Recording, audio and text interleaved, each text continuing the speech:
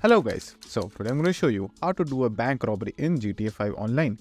Now there are basically two ways or two missions or heists that you can do to complete a bank robbery. Now the first option is to simply complete the basic heist that you are given when you buy an apartment, or just simply go to the roleplay option and over there you can also do a bank robbery. So if you want to do a bank robbery in a roleplay option, you can obviously do that by joining the roleplay, or if you want to do the basic heist over here, you can just simply come to the board and do that over here. But for doing the bank robbery heist, you will need to do entire scouting mission and all of that. And if you have already done that mission and you don't have access to those missions over here anymore, the next thing that you can do is just simply go to your phone and join a heist directly from here as well.